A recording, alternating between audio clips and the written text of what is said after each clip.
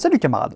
Après avoir dans un premier temps cherché à démonter le vieux concept éculé de tribus attribuées à tort et à travers à tous ceux qui ne rentraient pas dans les cases européennes, nous avons ensuite constaté que pour ce qui est des entités politiques nomades eurasiatiques, vu la continuité sociopolitique développée sur près de 2 millénaires qu'elles manifestaient, il y avait clairement matière à les qualifier d'États.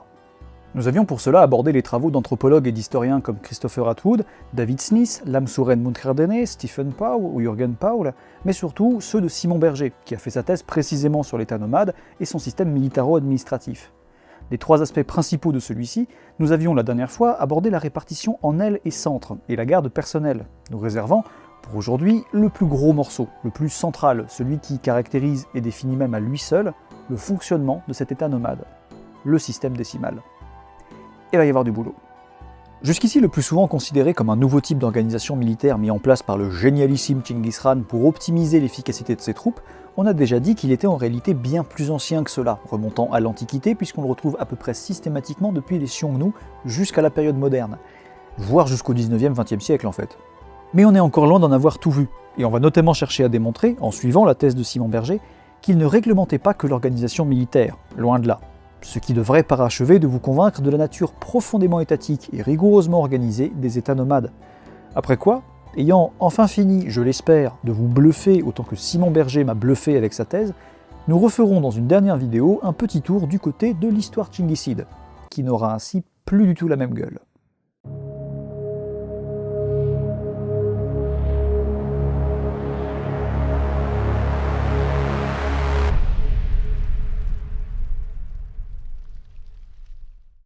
Pour reprendre les bases, puisqu'on va beaucoup en parler aujourd'hui évidemment, le système décimal tel qu'on le prête à Chinggis Khan se manifestait ainsi. 10 hommes font un Narban, 100 font un Jaun, 1000 un Mingyan ou Min Khan et 10 000 un Tumen. Un homme sur 10 dirige l'Arban, un dizainier sur 10 dirige le Jaun, un centenier sur 10 le Mingyan, un kilyarque sur 10 le Tumen. Oui, je me répète, mais ça peut pas faire de mal. Avec un tel système, auquel on a imputé toute la réussite et l'efficacité des armées mongoles, à tort et à raison à la fois, vous comprendrez en fin de vidéo, un ordre peut passer d'un commandant de Tumen à chacun de ses soldats en fort peu de temps, puisqu'il suffit à chacun de le transmettre à ses 10 subordonnés, passant par les chefs de 1000, chacun parlant à ses chefs de 100, chacun parlant à ses chefs de 10, chacun parlant à ses hommes. Et pour que l'ensemble fonctionne, quiconque quitte son unité est tué, qui héberge un fuyard est puni, si un commandant meurt au combat, on bute ses subordonnés, etc. Pourtant, on a aussi vu qu'en plus de chiffres, disons, non décimaux, unités de 5, 250, 300, 500, 700, 1500, ce qui faisait déjà un peu froncer les sourcils, les sources semblent aussi évoquer des unités moins complètes que d'autres, parfois plus remplies, alors que pourtant de même rang, ou alors l'existence au sein de ces unités de plusieurs catégories, inférieures, intermédiaires, supérieures, etc. Le Yuan Shi et le Yuan Dianzhang le soulignaient notamment, on l'a vu la dernière fois. Voire même ça donne carrément des infos nous semblant purement contradictoires. On évoquait la dernière fois l'exemple de l'ambassadeur Song Peng Daya, envoyé chez les Mongols en 1233-1236, qui nous dit qu'aucun des 8 tumèdes de Chine du Nord n'était formé de 10 000 hommes, alors que le chroniqueur arménien Grigor Akhnirtsi, toujours au XIIIe siècle, nous dit lui qu'un tumène est 30 000 cavaliers. Ou alors c'est un Marseillais plus qu'un Arménien, c'est possible aussi. On n'a donc pas ce problème de chiffres qu'à travers les âges, mais souvent sous un même état, comme typiquement chez les Mongols. Dès lors, qu'en conclure? Que les nomades ne savent pas compter, qu'ils bourrent un peu au pif leurs unités, qu'au contraire elles ne sont jamais vraiment remplies, qu'ils singent une fois de plus maladroitement leurs rigoureux voisins sédentaires bien organisés, que ce système est avant tout symbolique, pour ne pas dire que c'est complètement du flan? Oui bon bah non, hein, évidemment. Mieux, ces irrégularités vont même carrément nous aider. Déjà non, ils comptent très bien, que ce soit les hommes ou les bêtes, notamment à l'aide d'encoches sur des morceaux de bois. On en trouve de nombreuses mentions dans les sources. Ils savent donc peut-être pas toujours écrire, bien que beaucoup le font, et très tôt, comme le montre l'alphabet des Sogdiens utilisé dès le IIe siècle, Sogdiens certes sédentaires, mais à qui certains nomades empruntèrent le dit alphabet, donnant par exemple l'alphabet ouïghour, ou comme le montre aussi par exemple les inscriptions turques de l'Orkhon des 7e-10e siècles qu'on évoquait la dernière fois. Donc bref, ils savent peut-être pas toujours écrire, mais ils comptent très bien, et ce à large échelle, tenant même des registres ultra précis. Enfin, du moins, ils sont censés en tenir. On en a un de registre? C'est possible. En tout cas, quand je t'ai laissé la boutique, il y en avait un. Et à jour. Oui, mais tu me l'as laissé il y a 15 ans, la boutique. Je peux pas t'assurer que tout soit resté à la même place. Hein. Le registre... On s'en sert pas tellement du registre. Surtout si vous savez pas où il est. Les Mongols, par exemple, à l'aide de recensements réguliers, de revues, etc., tiennent en effet des registres, les Köke Depter, les livres bleus, et comptent ainsi les cheptels et les populations, nomades et sédentaires, de chaque unité. Ils peuvent donc ensuite avoir une idée très précise des effectifs à l'échelle de l'Empire, au soldat près, et des impôts qu'ils pouvaient ainsi prélever, à commencer par le kupchiri, un prélèvement sur les troupeaux ou les récoltes pour les sédentaires. Bref, un peu comme les Incas, qui n'avaient pas d'écriture au sens où on l'entend, mais le système des quipus, les cordelettes à nœuds, qui leur permettaient d'avoir un compte précis de tout ce que produisait l'Empire. Et puis c'est pas le seul point commun, avec leur aristocratie de quelques dizaines de milliers, répartis en quelques familles nobles, à la tête de plusieurs millions, répartis en 4 grandes régions rigoureusement administrées et représentées au niveau impérial, par une poignée choisie de ces aristocrates. Mais ils sont sédentaires, c'est donc pas une tribu. Bon, si le problème d'effectifs au sein des unités décimales ne vient pas d'une mauvaise manière de compter, et ce même pas à l'échelle de l'Empire, que signifie-t-il? Pourquoi les sources sont-elles contradictoires? Doit-on conclure une fois de plus que les chroniqueurs du passé étaient juste trop cons pour comprendre ce qui les entourait? Ou avons-nous juste une mauvaise grille d'interprétation de tout ça? Question qu'on s'est déjà posée, qu'on se reposera la prochaine fois, et dont la réponse est assez évidente, vous vous en doutez. Pour résoudre ce problème, il faut plutôt, comme l'a fait Simon Berger, interroger la mobilisation qui est à l'origine de ces unités. Or, puisque de nombreuses sources semblent évoquer une conscription massive des hommes, qui deviennent ainsi alors Tcherig, oui, terme polysémique qu'on a déjà vu pour désigner l'armée, mais aussi le service militaire, et donc désormais le soldat, eh bien on en a souvent déduit que tous les hommes étaient enrôlés dans l'armée.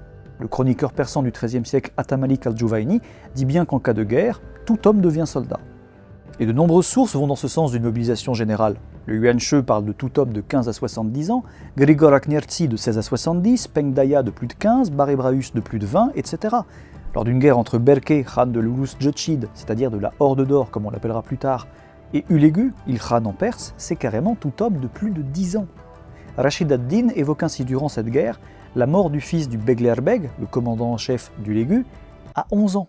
Ouais, c'est ça, ouais. Et quel âge il a? 11 ans et demi. Alors, vous parlez d'une superpuissance, hein? Ouais, non, mais il est vachement mature pour son âge. Hein. Pourtant, quelque chose ne colle pas. Comment l'Empire pourrait-il fonctionner si toute sa population mâle est enrôlée? Certes, de très nombreuses sources évoquent la grande importance des femmes dans la société nomade, et à tous les niveaux, roturiers ou aristocratiques. Mais ces sources nous disent aussi que certaines tâches étaient dévolues aux hommes, d'autres aux hommes et aux femmes, etc. Et dans tous les cas, désolé, j'insiste, mais l'Empire ne pouvait pas tourner avec la moitié de sa population adulte en moins. Les non-mongols alors? Bah non, puisqu'ils faisaient partie de l'armée aussi, qu'ils aient été Bulga-Irgen, peuple rebelle, donc des ennemis ensuite vaincus, ou Il-Irgen, peuple soumis, s'étant rendu ou allié spontanément. Pour ce qui est des vaincus, les premiers, les dominicains Julien de Hongrie et Simon de Saint-Quentin nous le disent assez bien, ou encore le franciscain C. de Bridia, ou Bridra, à propos de Chinggis Khan. Il avait en effet l'habitude de toujours compléter ses troupes avec celles des vaincus, afin de pouvoir ensuite conquérir d'autres pays grâce à ce surcroît de force, comme le montre clairement l'exemple de ses successeurs qui ont continué à imiter ses méfaits. Côté peuple soumis, Il-Irgen, comme les Ungut ou les Oirat, dont on a vu les dirigeants Alakhush et Khudukhabeki spontanément rejoindre les rangs de Chinggis Khan, c'est un peu différent. Ils se voient alors, et leur lignage avec, récompensés de leur soumission. Déjà, ils sont maintenus comme dirigeants de leur entité politique, de manière héréditaire, avec une certaine indépendance, et se voient souvent proposer l'association à la famille impériale par mariage, pour devenir Kuregen, gendre impérial. On a vu ainsi Chinggis Khan offrir sa fille en mariage à Alakhush. Néanmoins, ils n'en sont pas moins considérés comme faisant désormais partie de l'armée mongole, avec les titres militaires habituels et les obligations qui vont avec, bénéficiant, cela dit, du privilège de ne pas voir leur population répartie dans d'autres unités à travers l'Empire pour éviter les séditions, comme c'est souvent le cas des peuples vaincus comme les Tatars ou les Kereit, séparés les uns des autres. Khudukhabeki dirige ainsi dans l'armée mongole un Mingyan, unité de 1000, de Oirat, formé des 4000 Oirat déjà sous ses ordres avant sa soumission. Oui, c'est un peu contre-intuitif, mais on a dit qu'on les laissait entre eux. Oui, hein, parce que séparer les familles, ça il faut pas faire, hein. Alors non, évidemment, ça n'est pas ça, le phénomène qui explique les chiffres fantaisistes dans les unités décimales. En attendant, la solution ne semble pas être chez les non-mongols. Plus spécifiquement chez les sédentaires peut-être. Ce sont peut-être eux qui, en bons civilisés face aux villes barbares, font tourner la boutique pendant que les autres zinzouins font des you-you dans la steppe, le cul sur leur selle. Non plus, ils étaient tout aussi considérés comme faisant partie de l'armée, et inscrits dans les registres. Simon de Saint-Quentin nous dit ainsi que les Mongols faisaient sortir les citadins de leur bled pour les recenser, comme les nomades, et les organiser selon le même système décimal, en leur disant « Venez à nous, que nous puissions vous compter selon notre usage ». On retrouve donc ainsi des sédentaires dans l'armée mongole, et pas que ceux, par exemple, ayant une grande habitude de la cavalerie, comme les Géorgiens ou les Arméniens, ou ceux bons à utiliser des armes de siège que les nomades seraient infoutus de concevoir ou d'utiliser eux-mêmes. Encore une fois, le nomade semble savoir très bien assiéger. Simon Berger s'est un peu penché sur la question, furetant dans les sources, et a trouvé que, entre autres, Procope au 5e siècle vante les machines de siège des nomades sabirs, et Ibn al-Fakhi au 10e dit carrément que, je cite, « Nulle nation ne peut se comparer aux Turcs quant à l'art de percer les murs ».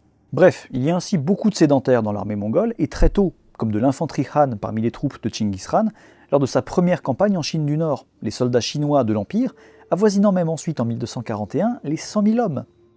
Et si elles étaient initialement recrutées par levée forcée, avec cela dit quelques volontaires, ces troupes sédentaires le firent bientôt de manière systématique, dans le cadre du tcherig, un terme désignant donc l'armée, le service militaire, le soldat, mais ici surtout les forces auxiliaires.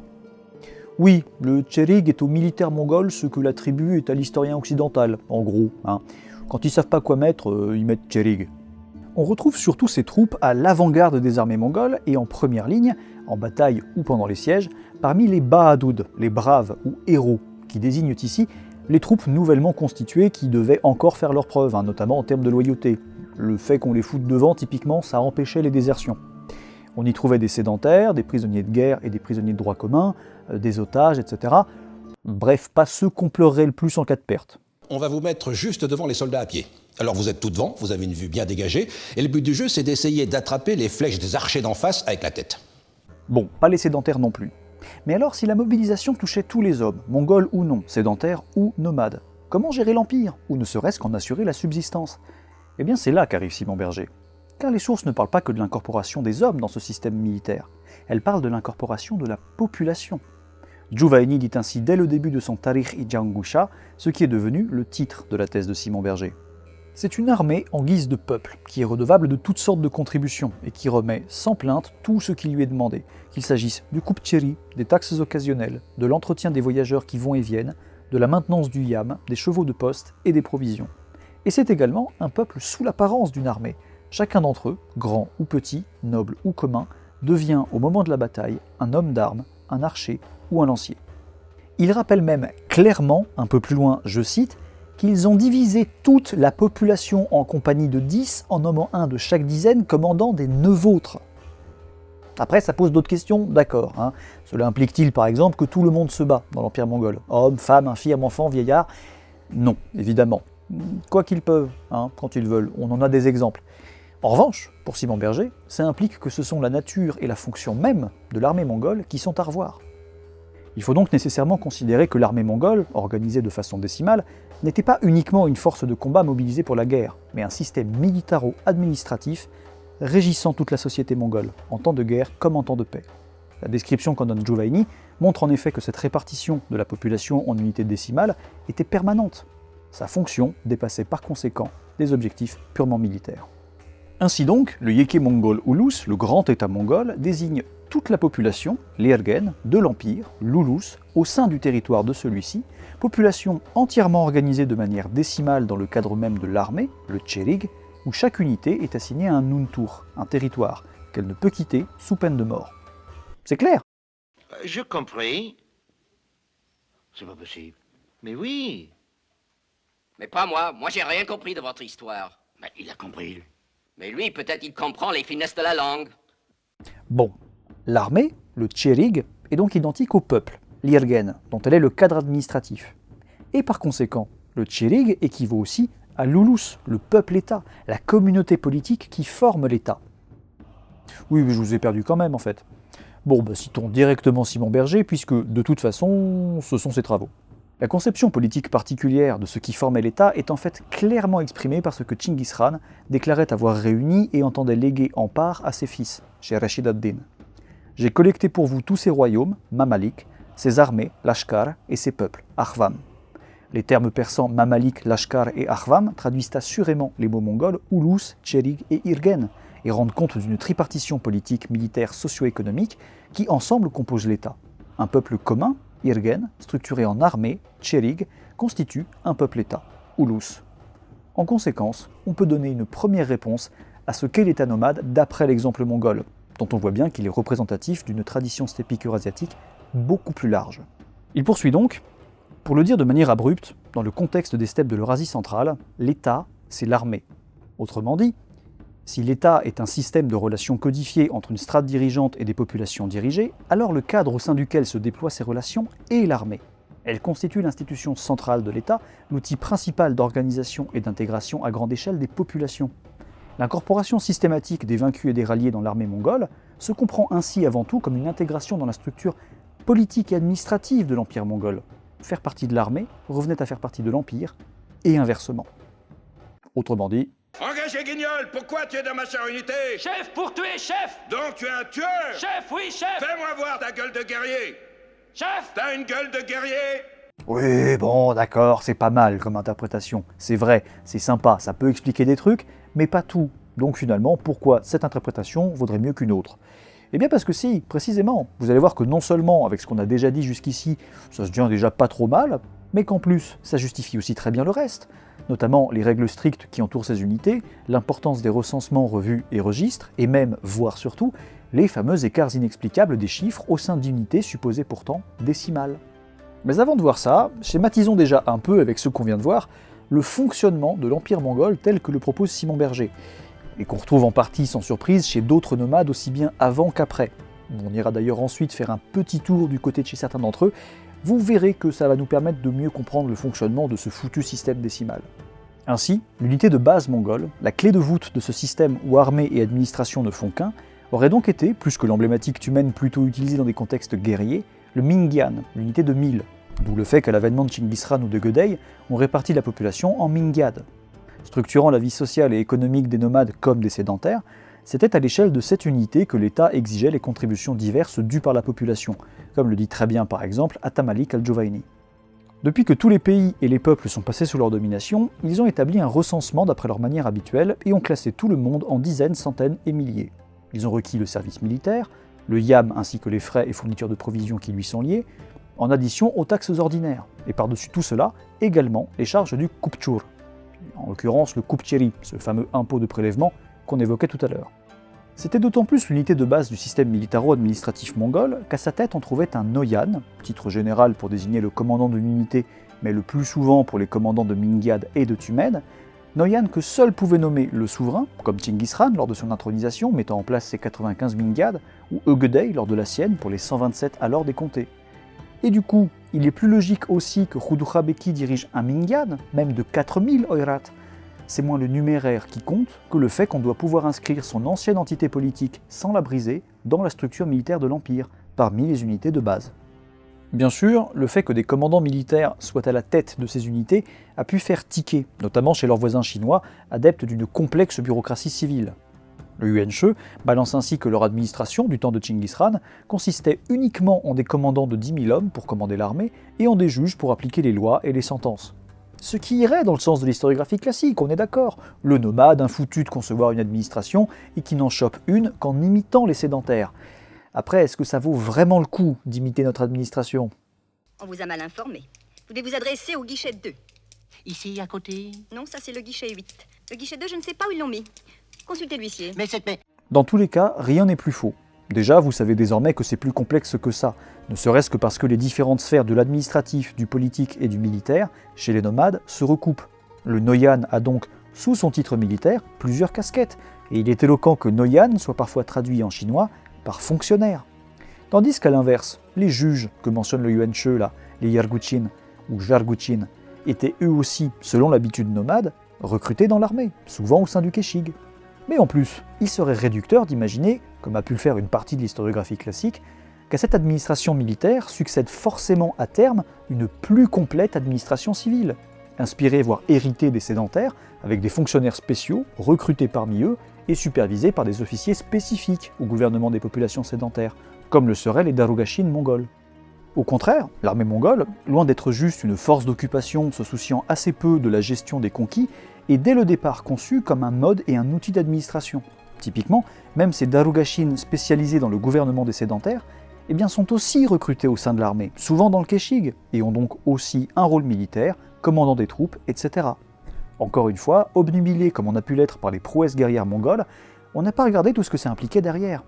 Donc, ok, On a un souverain, à la tête d'officiers militaires, tirés de l'aristocratie pour les plus éminents, et fondant potentiellement de futurs lignages pour les autres, officiers cumulant plusieurs casquettes, officiers qu'il a nommés lui-même, et gouvernant ainsi à travers eux, selon une très ancienne tradition politico-martiale, le Yassar mongol ou le Teru turc qu'on voyait la dernière fois, une population entièrement assimilée à l'armée et qu'il peut réorganiser à sa guise.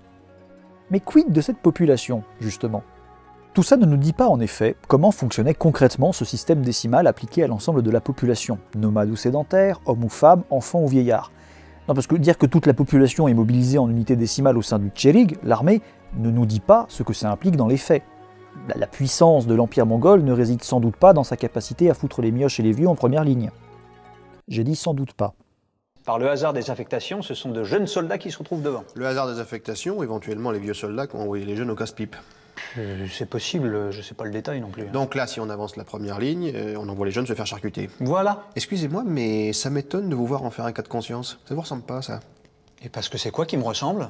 Envoyer tout le monde au saloir sans en avoir rien à foutre? Eh bien, c'est tout connement assez logique. Les Arbad, Djaoud, Mingyad et autres Tumèdes ne sont ainsi pas des unités de 10, 100, 1000 ou 10 000 soldats, ce sont des unités de population, ça va, on a compris, réparties en foyers ou en tentes, capables de fournir 10, 100, 1000 ou 10 000 soldats. La nuance est énorme. D'où d'ailleurs l'apparente confusion récurrente dans les sources entre tentes et hommes selon qu'on évoque le nombre de soldats fournis ou ceux qui les fournissent.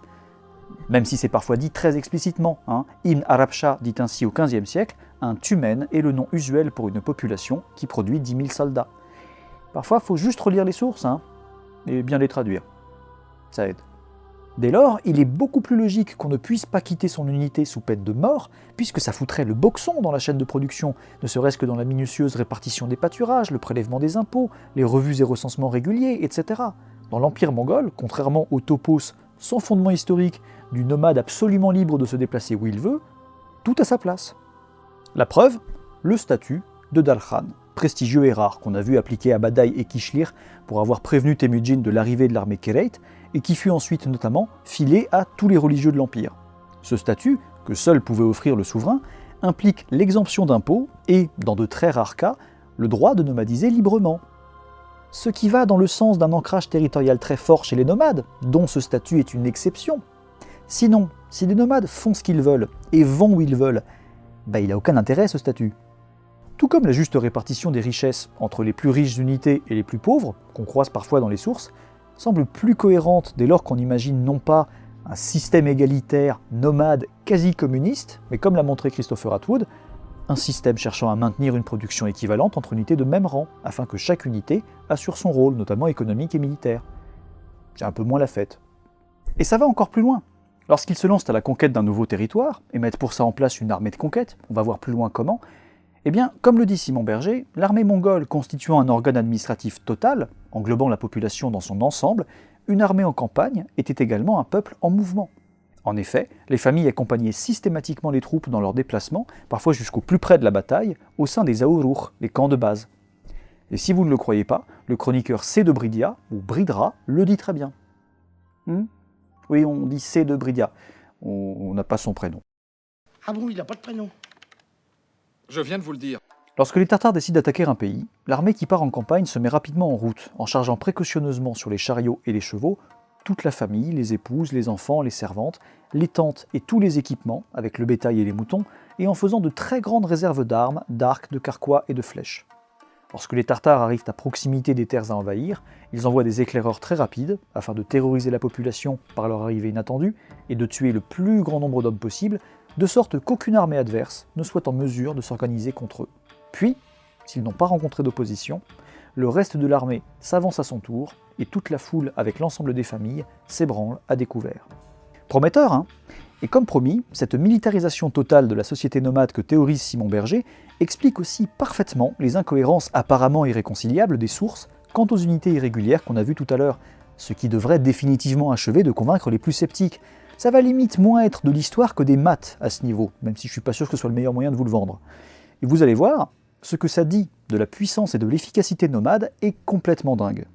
Si on suit donc Simon Berger, l'armée mongole était en somme à la fois une armée de soldats et une armée de foyers, qui a son volet militaire primordial, associé à un volet administratif qui englobait également la production économique nomade. Un tumen était une unité militaro-administrative formant une communauté de foyers suffisamment nombreux et économiquement robustes pour contenir en son sein 10 000 hommes mobilisables pour la guerre et inscrits à ce titre dans les registres bleus des Toachin. Il en allait évidemment de même aux échelons inférieurs. Mais il insiste également sur un point. Un point à souligner est que ce qui définissait chaque degré du système décimal était un nombre d'hommes mobilisables, et non nécessairement mobilisés. La catégorisation des unités décimales que l'on retrouve dans le Yuanshe et le Yuan Dianzhang correspondait ainsi, d'après moi, à des taux de mobilisation permanente des soldats au sein de ces unités, certaines n'étant pour ainsi dire plus militarisées que d'autres. Les unités décimales étaient donc en fait pleines. Elles contenaient même encore davantage de soldats que la valeur numérique qui les définissait. Comment ça davantage ? Eh bien de fait, en plus des écarts numériques entre unités supposées identiques, les sources donnent parfois l'impression qu'on pouvait tirer de ces unités beaucoup plus de soldats que ce qu'elles étaient supposées fournir. Comme Grigor Akniartsi et son fameux tumen de 30 000 gonzes qui n'arrange pas les historiens. J'ai dit 30 000. Oh, dis, tu nous vois venir là. Ça vaut 15 000 ça? Non, 30 000. 20 000. Non, 30 000. 25 000. Non, 30 000. Allez, 27 000 avec le tam-tam. Non, fais-moi 30 000. Typiquement, à propos des troupes mongoles du Tama, nom qu'on a croisé chez les Turcs, puis les Ouïghours, puis les Khitans, mais qui désigne chez les Mongols les troupes avancées, parfois les gardes frontières. Bref, à propos du Tama de Baïdjou au Proche-Orient, à la veille de la bataille de Kösedag en 1243, qui sonne le début de la fin pour les Seldjoukides de Roum, mais c'est une autre histoire, Simon de Saint-Quentin nous dit « Au moment où ils allaient attaquer les Turcs dans la plaine d'Arsar, Baïdjou envoya en avant son frère avec 40 000 soldats, c'est-à-dire qu'en prenant 3 de chaque d'écurie de l'armée, ils firent une armée de 40 000. Et si cette armée venait à être défaite, Baïdjou les attaquerait avec la masse restante. Où est le problème, me direz-vous? Eh bien, ce Tama était composé de 4 tumèdes, soit déjà 40 000 hommes. Donc si 3/10 des hommes de ces 4 tumèdes font 40 000, l'ensemble représente plus de 120 000 hommes? Erreur de Simon de Saint-Quentin, connard de chroniqueur occidental qui, comme tous ses semblables, a de la merde dans les yeux et exagère les chiffres. Eh ben pas sûr. Juzjani, un historien persan, évoque à un moment 80 000 cavaliers tirés de ce Tama, qu'il estime en tout à environ 100 000 du temps du prédécesseur de Baïdjou, Charmakhan. Qu'en conclure? Face à ce dilemme, Simon Berger, ayant trouvé d'autres exemples similaires d'unités mongoles plus pleines que ce qu'elles sont supposées fournir, curieusement souvent dans les 3 fois plus, compare donc avec les prédécesseurs et ou contemporains des Mongols ayant des pratiques avoisinantes de conscription par foyer, comme les Khitans, les Jurchen et les Tangut, qui ont l'avantage eux aussi d'être assez bien documentés. Étudions-les un peu, vous allez voir que ça va nous aider à comprendre un peu mieux cette bizarrerie du système décimal. Et c'était pas une question. Un petit peu. Allez, un petit peu. Non, il faut. Les Khitans, nomades fondateurs au Xe siècle d'un empire à cheval sur la Mandchourie, la Chine du Nord et le plateau mongol, avec à sa tête ce que les Chinois appellent la dynastie Liao, nous sont ainsi pas trop mal connus grâce aux Liaoshe, les annales de la dite dynastie, certes compilées plus tardivement, sous les Yuan, mais à partir de documents d'époque. Et déjà, gardez en tête que, contrôlant une bonne part du plateau mongol, ces Khitans dirigeaient donc de fait les ancêtres des Mongols. On y reviendra dans la prochaine vidéo. Or, on retrouve chez eux, et ce avant même qu'ils ne fondent leur empire, les lignages aristocratiques à la tête d'unités de population territorialisées, organisées selon le système décimal et une hiérarchie précise, avec des termes proches, voire franchement identiques, comme Tumen et Mingan, et autres unités de 100, 10 et 5.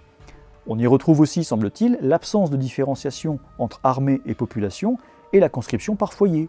Tout homme de 15 à 50 ans était inscrit sur les registres des soldats, et chaque foyer devait en fournir 2. Pourquoi 2 Allons faire un tour du côté des Jurchen et des Tangut. Les Jurchen, eux, peuple de Mandchourie qui de vassaux des Liao en vinrent à les destituer au XIIe siècle pour fonder leur propre dynastie, les Tsin, régnant sur le nord de la Chine et la Mandchourie, manifestent des similitudes également avec ce système, bien qu'ils n'aient pas été nomades eux-mêmes. Les sources sont ainsi très claires quant au système décimal chez eux, comme par exemple Shumengqin. Les soldats étaient divisés par escouades et compagnies de 5 hommes, 10 hommes, 100 hommes. Si le chef d'une escouade de 5 hommes périssait dans le combat, les 4 soldats qu'il commandait étaient décapités. Si le chef de 10 hommes était tué, les 2 chefs d'escouade placés sous ses ordres étaient décapités. Si le chef de 100 hommes était tué, tous les chefs de 10 hommes sous ses ordres étaient décapités. Venez pas me dire que ça ressemble pas à ce qu'on retrouve ensuite chez les Mongols et que Tchingiz Khan aurait prétendument inventé lors de son intronisation. Bref, Ce système militaro-administratif Jurchen s'appelait ainsi Mengan Muke, ce qui se traduit en chinois par des milliers et des centaines, et s'appliquait à toute la population, d'un point de vue militaire, administratif, fiscal et économique. Comme d'hab, j'ai envie de dire. Si la plus grande unité était le Temu, sans grand doute à rapprocher de Tumen, le fondateur de la dynastie, Aguda, instaura, même si ce système existait déjà chez eux auparavant bizarrement, qu'un Mengan, unité de 1000, se compose de 10 Muke, unité de 100. Chaque Muke, lui-même subdivisé en 2 Pulian, l'unité de 50, chaque Muke se composant de 300 foyers devant fournir les 100 soldats de l'unité. Tiens, encore un rapport de 3 pour 1. Or, on retrouve aussi chez eux le même genre d'écart entre effectifs théoriques et effectifs réels. Sauf qu'ici, on sait pourquoi. Il s'explique par l'existence de 2 catégories de soldats, ceux formant l'armée régulière, Jengtsun, ou armée en armure, Xiatsun, les soldats effectivement mobilisés, et de l'autre, les Alihi. Si les premiers étaient recrutés dans la fleur de l'âge, les jeunes et les vieux formaient les Alihi, chaque soldat étant accompagné d'un Alihi pour le remplacer en cas de mort, blessure ou maladie. Et puis il n'est pas choisi au pif, c'est souvent un jeune frère ou un fils. Intéressant. Un peu comme les 2 soldats que devaient fournir les foyers Khitan. Et les Tangut? Les Tangut, eux, autres peuples nomades qu'on retrouve notamment au XIe siècle dans le royaume, désormais plutôt sédentaire, qu'ils créèrent autour de la dynastie Xia, ou Xia, étaient autant influencés par la steppe que par un prédécesseur à eux, l'empire tibétain des 7e, 9e siècles. Et lui-même pas mal influencé par la steppe, on l'évoquait la dernière fois.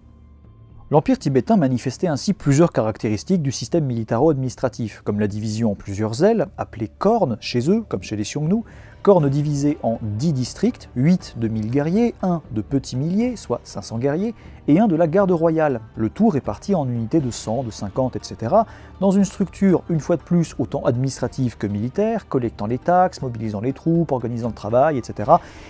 Comme d'hab quoi. Quant au Tangut à proprement parler, on y trouve, comme chez les autres, des traces assez évidentes de ce système. Le Qiu Tangshu semble indiquer ainsi clairement que des lignages, Xing, sont à la tête d'unités, Bulwo, de 10 000. Lignages subdivisés en branches, régnant chacune sur les subdivisions de ces unités de 10 000, soit probablement des unités de 1000.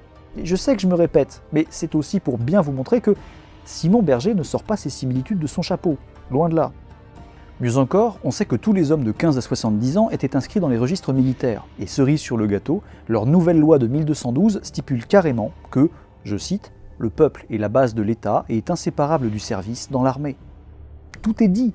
On y trouve des unités militaires de 5, 50, 300, l'unité de base, 1500 et 3000, où, comme d'habitude, ils n'avaient pas le droit de quitter leur unité sous peine de mort, et où la mort au combat du commandant d'une unité entraînait celle des officiers ou des hommes qu'ils commandaient.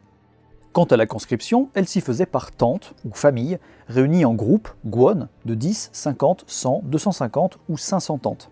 Chacune de ces tentes devait fournir 2 hommes, comme chez les Khitan, l'un servant dans l'armée régulière, l'autre son soutien, devant le remplacer en cas de mort, maladie, blessure, comme chez les Jurchen. Et dans ce cas, à son tour, pour compléter la paire, le réserviste devenu soldat était alors remplacé par un non-inscrit. Non-inscrit? Mais où t'es né, crétin? T'es pas dans le registre! Pardon, mais s'il était arrivé la même année, il serait sur la page d'avant ou la page d'après. Et il y est pas. Bah non. Ça, c'est les souris, ça. Regarde, il y a d'autres feuillets qui ont tout mangé. Ça s'enferme, les registres. Ah bon? Ouais, et les trous du cul qui font pas leur boulot, ça s'enferme aussi. Déjà, il y aurait donc des auxiliaires, des soutiens, des remplaçants dans les armées nomades. Et vous vous en doutez, on a des descriptions qui vont dans ce sens pour les Mongols, comme Simon de Saint-Quentin, parlant de leur promptitude à remplacer les soldats morts au combat sans délai, grâce au système décimal, ou le missionnaire franciscain Odoric de Pordenone qui nous dit « Et s'il arrive que quelqu'un meure parmi ceux qui sont comptés dans ce nombre, un autre le remplace immédiatement, de sorte que le nombre est toujours complet. » Donc, s'appuyant ainsi sur d'autres exemples, que je vous épargne dans ma grande bonté, d'unités décimales mongoles pouvant compter jusqu'au triple de soldats inscrits, et en ayant en tête les similitudes avec les Khitan, les Jurchen, les Tangut, etc., autrement dit, 2 soldats par foyer plus un non-inscrit, Simon Berger en déduit, ici à propos du Tumen, à ces 10 000 soldats inscrits dans les registres s'ajoutaient 10 000 remplaçants, allant de pair avec les premiers, et un nombre égal de réservistes appartenant aux foyers non inscrits, qui étaient cependant attachés aux différentes unités décimales du système militaro-administratif. Prenez une aspirine. Il y a 10 minutes, je vous disais, tout fier, que toute la population est rigoureusement intégrée dans le système militaro-administratif via un système précis de registre rigoureux, les Köke-Depter mongols notamment. Et là, je parle de non-inscrits qui en font quand même partie. Mais vous allez voir, c'est pas contradictoire, c'est même assez logique. Bon, déjà, on en a des traces de ces non-inscrits, on les sort pas de nulle part. L'histoire secrète nous dit que Tchinguis Khan fit rassembler au berger d'Egey les foyers non enregistrés et le mit à la tête d'un millier, ou que, comme on manquait de sujets à attribuer à de noyades, de commandants, on en préleva ça et là. Le verbe utilisé, kupchi, est d'ailleurs bizarrement le même qu'on emploie pour désigner l'impôt de prélèvement qu'on évoquait tout à l'heure, le kupcheri, d'une part des troupeaux ou des récoltes. La souveraineté qui s'exprime par le réagencement des populations, tout ça. Petite parenthèse fort édifiante, ce même usage du verbe kupchi est d'autant moins anodin que les nomades semblaient précisément considérer troupeaux et unités de population avec le même regard.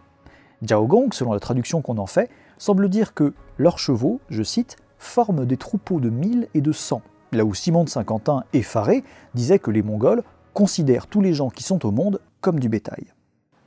Oh là là, c'est chaud tout ça. C'est très chaud. Qu'est-ce que c'est encore que ces conneries? Doucement. Je vais peut-être l'amener ailleurs, finalement, monsieur Martin. Gentil. Or, comme le souligne Simon Berger, il avait sans doute raison, non dans le sens d'une déshumanisation des personnes, comme il l'entendait, mais dans celui d'un rapport différent et symbiotique entre humains et animaux évoluant conjointement dans un même environnement et formant ensemble une même communauté nomade. Les sujets de l'état nomade étaient ainsi comptés et répartis dans des unités de compte, comme l'étaient les animaux du troupeau. Encore aujourd'hui en Mongolie contemporaine, les éleveurs comptent leurs troupeaux à l'animal près et attachent un souci particulier à en faire régulièrement le décompte. C'est peut-être dans le même soin et la même nécessité à compter les êtres humains qui se déplaçaient avec les troupeaux que se trouve l'origine du système décimal si caractéristique de l'état nomade. Édifiant, n'est-il pas? Mais pour en revenir à Noyak, on retrouve cette double notion de kupchi d'une part et de non-inscrit de l'autre dans la définition même d'armée de conquête constituée sur ce principe de prélèvement, chez Rashid ad-Din notamment, par exemple quand il parle de la constitution de l'armée que l'Aigu devait mener en Iran, Irak et Syrie. De toutes les dizaines d'individus, 2 furent prélevés hors du décompte, de telle façon que rien de la base ne soit diminué. Par conséquent, ils assignèrent 2 individus de chaque dizaine, parmi leurs frères et leurs fils qui n'étaient pas dans le décompte, avec leurs serviteurs et un certain nombre de personnes. Plancarpin nous dit lui que les Mongols ont levé 3 hommes sur 10 pour repartir à l'assaut de l'Europe, en précisant qu'ils devront partir avec leurs serviteurs. Tandis que Mathieu Paris, décrivant le système décimal, stipule que le décurion a évidemment sous ses ordres dit soldats, milites, et les militaires, militaribus, qui l'accompagnent. Militaribus, adjectif ici employé comme un nom distinct de milites, semble donc désigner ces fameux réservistes, accompagnant les soldats et faisant partie comme eux de l'unité décimale. Ces réservistes seraient en effet les jeunes frères ou les fils des soldats inscrits, ou à défaut, des serviteurs, les Kötelchi ou Kötenchi, à relier soit à Köte, Köten, tente, entourage, suite, soit à Kötel, Kötel, guidé, mené, d'où cheval de réserve, le Kötechi étant celui qui mène ses chevaux de réserve. Un peu comme... Non, rien. Qui est ce vilain? Mon escuyer, qui devrait attendre dehors. Il n'est pas très gracieux et accompagnable, mais il est futé et renifle bien les pistes. Ce rôle de serviteur pouvait aussi être refourgué aux ados, trop jeunes pour faire la guerre, mais pas trop pour en faire l'apprentissage. Le Yuanche dit ainsi que lorsque les enfants étaient grands mais n'étaient pas encore adultes, ils étaient inscrits comme adolescents soldats. Pratique des steppes hautement barbares, j'en conviens, il serait impossible de voir ça aujourd'hui en France par exemple. Bref, autrement dit, pour Simon Berger, les Kötechin étaient donc les écuyers et serviteurs qui accompagnaient les soldats, menaient les chevaux de réserve et portaient les armes, et étaient certainement préposés à un grand nombre d'autres tâches subalternes, et étaient attachés aux unités décimales sans entrer dans le décompte, formant un nombre d'hommes supplémentaires qui servaient de réserve. Tout ça rappelle de fait un peu les écuyers, pages et surtout valets d'armes chez nous.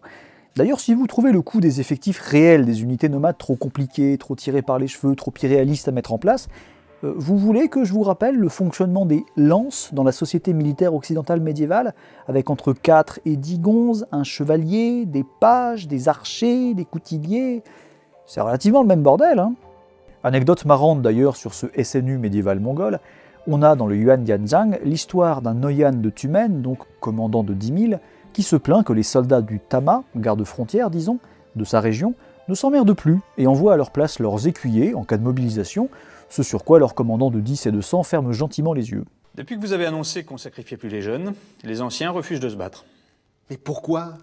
Ils voient pas l'intérêt de persévérer dans l'armée si après 10 ans de carrière, ils peuvent pas envoyer les jeunes à leur place. Bon, bah envoyez les jeunes en tout cas, on peut déjà faire ça. Ah non, les jeunes ne veulent pas se battre. Mais pourquoi? Par solidarité avec les anciens.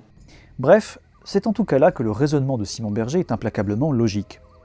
Ces foyers non inscrits et ces réservistes permettaient ainsi de remplumer des troupes qui avaient un peu morflé, ou de constituer de nouvelles armées ex nihilo, ou plus simplement de nouvelles unités, sans pour autant en réduire ou en affaiblir d'autres déjà existantes. Sans quoi tout le système serait à revoir à chaque création d'unité ou chaque création d'armée de conquête. Ce qui ferait rapidement se casser la gueule à l'ensemble. Imaginez par exemple que pour constituer l'énorme armée du Légu, partant durablement qui plus est au Proche-Orient, avec donc 15 à 17 Tumèdes en plus des 4 déjà sur place, le fameux Tama de Cholmachan puis Baiju, on est simplement déplacé des unités entières déjà existantes ailleurs dans l'Empire. Rien qu'administrativement, avec les registres, etc., ou économiquement, avec les pâturages précis, ce serait un bordel complet. Or, puisque ces créations d'unités ou d'armées de conquête sont récurrentes dans les sources, vu qu'il s'agissait tout bêtement d'une prérogative du souverain par laquelle précisément il exprimait sa souveraineté sur son peuple, ils n'avaient donc pas intérêt à foutre ça en l'air à chaque fois. Ainsi, pour que le système décimal fonctionne, il y avait donc toujours de la marge dans laquelle on pouvait taper pour étendre l'État aux 4 coins du monde sans rien abîmer, réduire ou affaiblir de la structure centrale, déjà en place et bien huilée. Au contraire, ce système permettait justement de dupliquer quasi indéfiniment cette structure centrale. Laissons Simon Berger le définir lui-même. Parce que c'est sa théorie déjà, en fait, tout simplement. Un Mingyan, ou un Tumen, n'étaient donc pas des unités de 1000 ou de 10 000 hommes, mais théoriquement du triple, 3000 ou 30 000 hommes, dont la mobilisation totale, y compris des seuls soldats inscrits dans les registres, n'était qu'occasionnelle et temporaire. Il détaille ainsi: non seulement il était attendu qu'au sein d'un foyer, il y ait à côté d'un soldat inscrit un fils ou un frère, ainsi qu'un Kotochi, 3 hommes au total, mais encore, les fils, frères et Kotochin supplémentaires étaient considérés comme en trop par rapport à ces 3-là, qui formaient donc un foyer militaire recensé. Ces hommes en trop permettaient de former de nouvelles troupes dans lesquelles cette tripartition était reproduite, les Kotochin supplémentaires devenant ceux des fils ou frères à la base de nouveaux foyers militaires. Cela signifie aussi que 3000 ou 30 000 hommes adultes ou adolescents dans un Mingyan ou un Tumen était en fait un minimum, et qu'il pouvait y en avoir parfois encore davantage. Sans trop détailler ce davantage pour pas accentuer votre migraine, je vous le résume quand même parce que c'est ahurissant. Partant du principe qu'à chaque soldat correspond un foyer, qu'un foyer, chez les Mongols, ça fait 6 personnes, soit déjà 60 000 pélos par Tumen sans compter les remplaçants et les non-inscrits, il estime qu'un Tumen, en gros, c'est entre 120 000 et 150 000 personnes. Hommes, femmes, enfants, vieillards, etc. Les 95 Mingyats de l'avènement de Chinggis Khan correspondraient ainsi, selon ses calculs, à une population de 1,2-1,5 million de personnes. Ce qui n'est pas déconnant, notamment par rapport aux calculs et estimations de ses pairs et prédécesseurs, même dans l'historiographie classique. Preuve donc aussi que la mobilisation était bien totale, puisqu'avec le simple décompte des unités jusqu'ici supposées purement militaires, on retrouve la population entière du territoire. Incroyable, hein? Et encore, pour comparer, rappelez-vous la première croisade. Alexis n'est pas super rassuré par l'arrivée de cette masse innombrable près de Constantinople, qu'Anne Comnène compare à une nuée de sauterelles. Or, ils sont combien ? En comptant les femmes, les enfants, les curés, les vieillards, etc., les estimations sont entre 60 et 100 000 personnes. Un demi-Tumède, en gros. Quand Monkey envoie son frère Ulégu en Iran, il lui adjoint, on l'a vu, 15 à 17 Tumèdes, en plus des 4 de Baiju déjà sur place. En 1258, quand Monkey part lui-même en campagne contre les Song, il part avec les 2 tiers de l'armée mongole, soit, selon Rachid ad-Din, 90 Tumèdes. Je vous laisse faire vos calculs.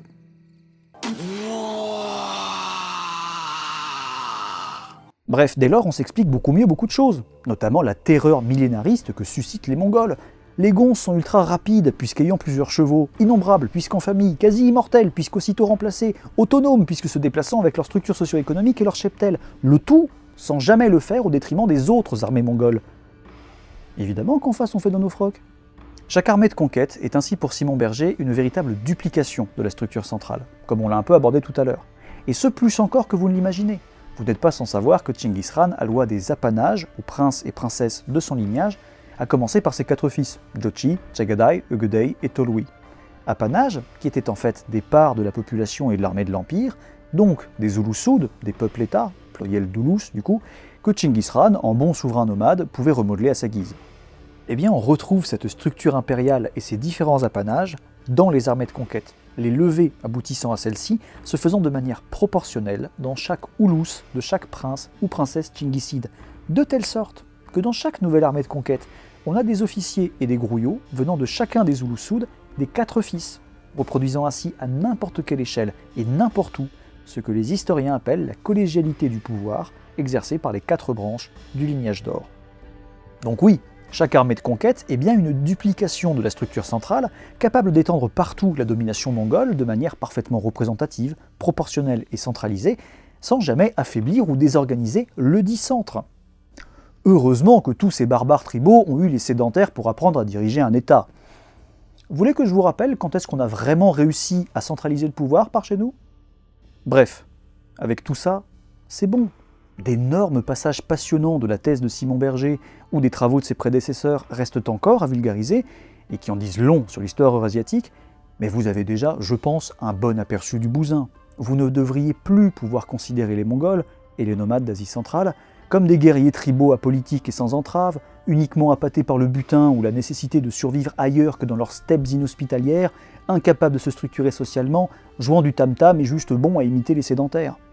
À la place, vous distinguez une société très complexe et hiérarchisée, parfaitement administrée, entièrement consciente de son histoire commune, et au fond pas si différente de son équivalent occidental contemporain. Comment ne pas suivre en effet l'historien soviétique du début du siècle précédent, Vladimir Tsov, qui pour des raisons certes très différentes de celles qu'on a vues, n'en parlait pourtant pas moins de féodalisme nomade, qui était en plus infiniment plus efficace militairement que le nôtre, visiblement. Évidemment, avec des moyens pareils, moi aussi j'y arrive. Oh, ce n'est pas qu'une question de moyens. Si. Non. Si. Similairement, ce qui semble, en fait, de modèle tribal, le mieux définir cette société nomade eurasiatique, où des lignages fondés par des officiers à la charge devenus héréditaires deviennent aristocratiques, lignages à la tête de sujets qui, à leur tour, prennent le nom du dit lignage, c'est, pour Simon Berger et David Smith avant lui, le concept lévi-straussien de maison, qu'on a évoqué dans la première vidéo. Simon Berger, s'appuyant sur les travaux d'Elie Haddad, le résume ainsi. Lévi-Strauss emprunte aux historiens médiévistes travaillant sur l'Europe occidentale le concept anachronique de maison, afin de déterminer un système de détention d'un ensemble de biens matériels et immatériels, noms, titres, richesses, offices, etc., constituant un moyen de gouvernement et dont la transmission se fait en ligne réelle ou fictive, tenue pour légitime à la seule condition que cette continuité puisse s'exprimer dans le langage de la parenté ou de l'alliance. Il insiste sur le fait que la maison est une création institutionnelle entérinant une structure de pouvoir et une hiérarchie sociale. Il ajoute, ainsi que le commente Elie Haddad, la maison permet de donner par le langage de la parenté un fondement naturel, même s'il s'agit bien d'une fiction, aux entreprises des grands. Le même montre que la définition lévi-straussienne de la maison qualifie d'une part un mode assurant la perpétuation et la reproduction dans le temps du système, et d'autre part l'adaptation à des processus de changement permettant le maintien de la maison sur plusieurs générations. Autrement dit, on est quand même vachement bien tombé dans le panneau, considérant que les nomades fondaient le peu de structures politiques qu'ils avaient sur la notion de parenté, partageant donc un ancêtre commun, alors même qu'il eût suffi de regarder notre histoire européenne, où les dynamiques aristocratiques étaient relativement similaires aux leurs, donc, pour se rendre compte que c'était tout aussi fictif que chez nous. Je veux dire, il y en a encore parmi vous qui croient vraiment que les Francs descendent des Troyens? Non, parce que ça a été commun au Moyen-Âge, par exemple. Bref, une fiction politique, avant tout destinée, dans les deux cas, le leur et le nôtre, à légitimer le pouvoir de quelques familles aux arbres généalogiques plus ou moins fiables sur le reste de la population. Et de fait, on a vu en effet combien cela permettait à ces lignages de se maintenir dans le temps, comme par exemple les Baruras, déjà présents avant Temujin, et qui, se perpétuant à travers Tamerlane, se retrouveront jusque dans l'Empire moghol.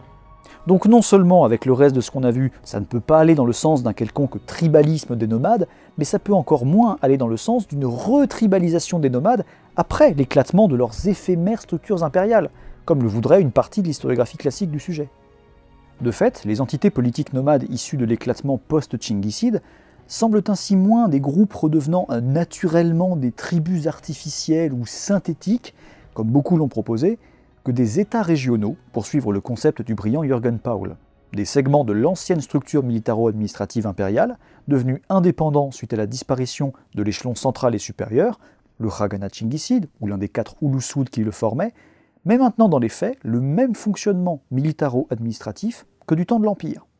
Là encore, les sources sont éloquentes. Elles ne parlent ni de tribus, ni de clans, mais toujours d'armées, de milliers, etc. L'exemple des Kharatatar au XIVe siècle est ainsi ultimement éloquent. Bon, rassurez-vous, on en a déjà parlé aujourd'hui, mais sous un autre nom. En fait, c'est le nouveau nom qu'a pris à un moment donné le fameux Tama, c'est-à-dire ces troupes avancées aux périphéries de l'Empire, de Chormakhan puis de Baiju, dont on a parlé tout à l'heure. Déplacés en Anatolie par Hulegu, ils y restent scrupuleusement, ce sont des troupes faisant partie de l'île Khana, avant de profiter ensuite de l'effondrement de l'île Khana pour acquérir leur autonomie et indépendance, sans rien changer de leur structure décimale, avec commandant et tout le toutim. Or, que nous dit l'historien persan du XIVe siècle, Hafiz et Habru, à leur propos, une fois leur indépendance obtenue?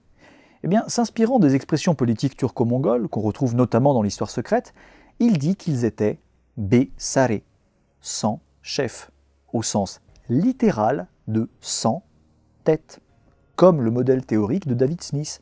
Non parce qu'ils n'avaient pas de dirigeants, on vient de voir qu'ils avaient toujours leur commandant, mais parce que, unité désormais indépendante, ils ne dépendaient plus du centre. Voilà camarades, j'ai été bluffé. Et puisque finalement, même ce travail de vulgarisation est à mettre à son crédit, et non au mien, puisque c'est lui qui est venu me chercher à l'époque de Plancarpin et de Rubrook pour me dire que ma biblio sur les Mongols n'était pas ouf, de fait, je pense qu'avec le recul, on peut dire qu'elle ne l'était pas, donc merci vraiment beaucoup, Simon, de m'avoir contacté. Je vais le citer une dernière et longue fois pour conclure brillamment l'exposition de sa théorie.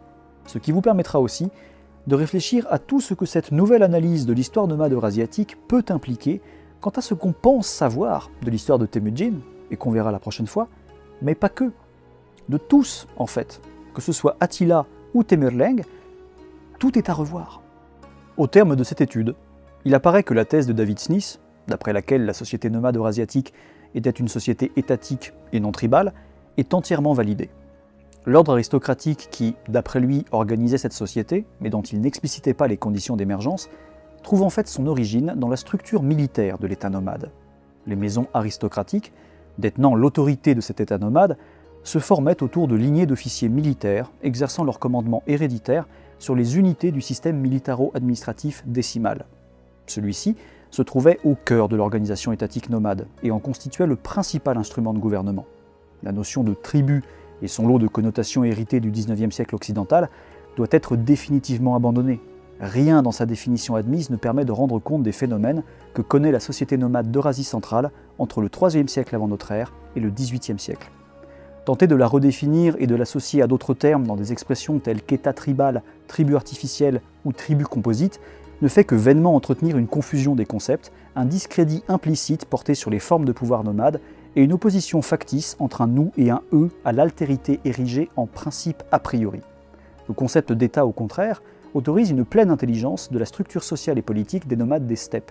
Cela implique un élargissement de notre compréhension de l'État à des formes étatiques différentes de l'État moderne européen, qui s'est indûment imposé en modèle absolu. Cela suppose aussi une révision de nos conceptions sur les nomades, dont les constructions politiques n'avaient rien à envier en termes de complexité administrative aux États sédentaires qui leur étaient contemporains. En insistant sur la continuité totale des Xiongnu, aux Mongols et au-delà de cette forme nomade de l'État et de ses institutions, et tout particulièrement de ce système décimal, j'ai sans doute pris le risque de donner l'image d'une société nomade immuable. L'objet de mon étude, la récurrence dans le temps et de façon identique d'une organisation militaro-étatique, le réclamait. Il ne s'agit pas pour autant de nier les évolutions et les changements profonds que connut cette société nomade des steppes au cours de son histoire. Mais il me semble que ces évolutions seront d'autant mieux appréhendées une fois que l'on aura déterminé ce qui ne change pas, la structure profonde de l'organisation sociale et politique. Il est évident que l'Empire mongol représenta un bouleversement considérable. Ce n'était cependant pas le cas au niveau de la structure sociale, qu'il ne modifia pas. L'Empire mongol, au regard de toute l'histoire des nomades de la steppe d'Eurasie centrale, ne fut pas une exception. Il est au contraire un exemple, le plus remarquable sans doute, mais surtout le mieux documenté, du fait de sa masse colossale qui multiplia les occasions de contact avec diverses régions du monde, et par conséquent les témoignages à son sujet. Sa proximité chronologique par rapport à notre époque, comparée à d'autres empires qui l'avaient précédé, a aussi joué dans la préservation d'une documentation beaucoup plus volumineuse. Mais celle-ci, en traitant de l'Empire mongol, a aussi donné à voir une petite partie de ce qui n'était pas encore lui dans le monde nomade. Si l'on veut bien tenter de ne pas se laisser éblouir par son éclat, on peut observer à travers les sources ce que la déflagration mongole éclaire un bref instant avant de tout emporter, les institutions, les liens politiques complexes des vaincus de l'Empire qui se fondirent ensuite en lui. On constate alors, en regardant de plus près les conditions de son essor, et plus avant en le replaçant dans la longue durée de la steppe eurasiatique, que l'Empire mongol ne naquit pas de rien, qu'il n'émergea pas d'un chaos indistinct, qu'il ne fut pas le surgissement soudain que ressentirent les premiers contemporains extérieurs à commenter son émergence. Ses fondations prennent racine des siècles en arrière, parmi les Khitans, les Ouïghours, les Turcs, les Rourans, les Xiongnu. C'est une longue histoire. Et c'est pour ça que je me permets d'intimer l'ordre à un certain salisseur de mémoire qui ferait mieux de fermer leur claque-merde. Ah. Merci d'avoir regardé cette vidéo jusqu'au bout, j'espère qu'elle vous a plu. Comme d'habitude, n'hésitez pas à venir en discuter dans les commentaires. J'espère qu'elle vous a retourné le cerveau comme j'avais promis qu'elle vous retournerait le cerveau. Ça fait maintenant des plombes que je voulais vous parler de tout ça. J'ai mis beaucoup de temps à le faire pour bien vous faire comprendre tout ça. J'espère que ça vous plaît, j'espère que, voilà, que ça vous a effectivement un peu fait changer votre rapport au monde nomade et donc potentiellement même à l'histoire du monde. Dans ce sens-là aussi, donc n'hésitez pas à partager un maximum ce travail autour de vous, moins pour faire connaître le mien, ça ce serait très gentil, mais en vrai ça va, que pour faire connaître le leur, surtout le sien, hein, évidemment. Parce que je pense qu'il est très important que le maximum de gens soient au courant de ça, même s'il est évident qu'on ne peut pas encore affirmer que c'est comme ça que ça s'est passé. Déjà, ça me paraît beaucoup plus logique, vu tout ce qu'on a dit, que ça soit déroulé comme ça, puisque ça s'emboîte vachement bien, mais en plus, même si ça n'était qu'une piste de réflexion, je pense qu'il est quand même très très sain de l'avoir et de la connaître. Merci également à toutes celles et ceux qui me soutenaient sur KissKissBankBank et sur Tipeee. Merci infiniment, puisque vous me permettez de vivre de ça, de faire vivre la chaîne, de faire perdurer la chaîne, donc merci énormément, du fond du cœur. Si vous en avez vous aussi l'envie et les moyens, n'hésitez pas à me faire un don sur l'un de ces deux sites, ce sera toujours le bienvenu. Et voilà, ça sert donc à faire vivre tout ça, à faire fonctionner tout ça, à acheter du matos. Là j'ai racheté par exemple un casque son pour le montage parce que le mien commence à vieillir pas mal. Des petites choses comme ça, donc merci infiniment. Pour la prochaine vidéo, bon, celle donc sur Chinggis Khan et son histoire un peu plus probable au vu de tout ce qu'on a dit, elle est partie en relecture chez Simon Berger. J'aimerais la tourner et sortir pour décembre, je pense que ce sera peut-être plutôt janvier, déjà parce que je fatigue un peu, et ensuite parce que ça va être une vidéo très très longue, plus longue encore que Tribu au État, parce qu'il y a beaucoup à dire, que ce soit sur Chinggis Khan, que ce soit sur Jamukha, que ce soit sur Tooril, que ce soit sur les Mongols, que ce soit sur les Tatars, que ce soit sur les Kereits, il y a beaucoup à dire. Donc elle risque d'être très très longue, je me vois mal la couper en deux, n'hésitez pas à me dire si vous la voyez plutôt en deux ou pas. Moi je pense que ça risquerait de casser son rythme, ce serait un peu dommage, et ceux qui regarderaient la première partie ne regarderaient pas forcément la deuxième, donc peut-être que je vais quand même la sortir d'un coup. Voilà. Ne m'en veuillez pas trop et n'en veuillez pas trop à Simon Berger de ne pas apparaître. Ce n'est pas moi qui cherche à l'écarter bien sûr, c'est lui qui tout simplement, modestement, et ce qui est tout à son honneur, préfère ne pas forcément apparaître sur ce genre de choses, estimant que il n'est pas forcément comédien. Mais un immense merci à lui, voilà, ne serait-ce que parce que certes j'ai appris beaucoup de choses ici, sur ce qu'étaient les nomades, mais j'ai aussi appris beaucoup à nouveau sur ce qu'est la méthodologie, sur le fait qu'il ne faut pas trop souvent partir du principe que parce que ça fait longtemps qu'on dit ça, ça veut donc dire que c'est potentiellement un socle assez solide pour monter quelque chose dessus, hein. Je veux dire, le modèle tribal, finalement c'était pas une super idée. Donc vraiment merci beaucoup à Simon, merci d'être venu me chercher pour me parler de tout ça. Ça valait vraiment le coup, même si au début évidemment j'ai un peu boudé, j'étais là genre comment ça, mes vidéos ne sont pas bonnes, et de fait elles étaient pas bonnes, donc merci beaucoup, c'est vraiment, je me répète mais merci. Pour la suite, après ça, évidemment je pense qu'on va faire une pause dans les Mongols, qu'on retournera plutôt vers le Proche-Orient. J'avais parlé de faire Alexis Ier, Baudouin Ier de Jérusalem, ou alors la deuxième partie de la régence de Tancrède.